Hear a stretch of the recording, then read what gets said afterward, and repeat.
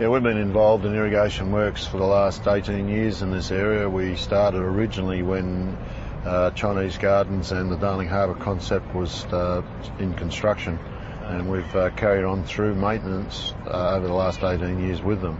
Right. And so it's been a good relationship. Over those 18 years, what have you seen as far as changes go in irrigation? I think the products have become more efficient. The specification and the design intent has been good.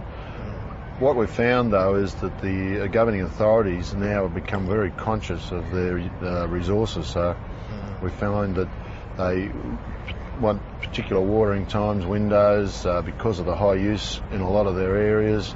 They have a very limited time they can water, so it has to be very, very efficient. Yes, because in Sydney now it's what, stage 3, isn't it? Stage 3 restrictions. Yes. So pretty much overhead at the moment can't be used, but that'll change down the track a bit when we get rain. We will get rain sometime. We will get rain, and they're also looking at alternative sources. Water harvesting has become high on the agenda. Yeah. So this is Santa Ana cooch that they have here now. They used to have kikuyu. But Santa Ana obviously goes brownish colour in winter anyway, doesn't it? Yeah, but you can see that the wear on it has been okay. I mean, it's gone off a bit, and you get that colour change, but the wear is the important thing, and it'll come back in summer. Yeah. And we won't get the bare grass, so the bare dirt. Sorry. So it's been quite a good choice. So I think from memory, when they did this job, they stripped the turf layer off. They stripped the top layer of soil down to about 120, 150 mils. Yes.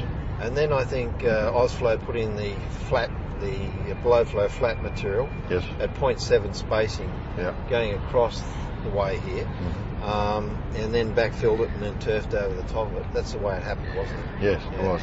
And I think there's maybe 2 zones here, I think, that Gary... Yeah, there were 2 zones went in. We paid particular attention in the spacing, made sure that wasn't compromised when the topsoil went back on top. And the turfing, and we also paid particular attention there wasn't heavy traffic over it until it settled in. We didn't want any of the drip tube compromised prior to the grass being established. At which stage, once the grass is established, is not an issue. So this could also in other areas you've done in Darling Harbour with our product. You've done Tumbalong Park and a few other gardens over there, haven't you? Yeah, Tumbalong Park in particular is another high-use area. Darling Harbour has over 7-8 million visitors per year, and you can bet every one of them walks on Tumbalong Park. So, again, overhead sprays aren't really an option in particular time, especially in December, January. So, and they do have a lot of events on there. So when you have the subsurface drip line. In the turf area, it has just been amazing how much the grass is maintained. Where in the past there was basically a re-turf job. And was it hard to install in Tumbalong Park for the Ausflow team? Like, what are some of the issues in installing a product like this? There are no issues. We were able to get bigger machinery on there, so it was a lot simpler in the bigger areas. But again, it's just the spacing. Make sure the spacing's spot on. And once that's in and buried, it's not too and not too much heavy traffic on it until the grass is back on it. Always have soil tests to make sure that the product's installed correctly. The right height and the right width and all that sort of thing. And I think there's about 10,000 metres went in at Tumbalong, wasn't it? I think it was 10,000 metres. And I think with the tractor it took about 3-4 days or something like that. I think it was 4 days from start to finish, and then I think there was 1 day tidy up. So we had a 5-day program in there. We had 8 staff in there, and a machine operator as well. But with the experience we've had down here with your product, we were able to complete the installation without any hiccups, and the Darling Harbour Authority or Sydney Foreshore Authority were very happy with progress, because again, high use area. We had a window 1 week to get it all in and up and running, and another event was happening. No, not much time at all. The overhead sprays are a real problem with interruption and vandalism. I've got to tell you, vandalism's a big issue in Darling Harbour.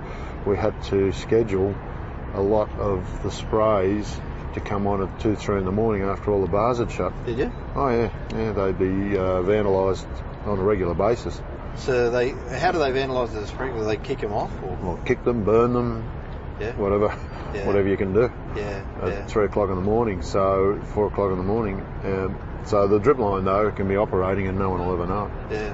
And is it expensive to replace the heads? What do they use? What sort of heads do they use? Oh, you're probably talking a $200-300 exercise every time. Right. Yeah. Because of the lines are contaminated with rubbish. Okay. Yeah, and then so you have to flush them all out, and depending how much.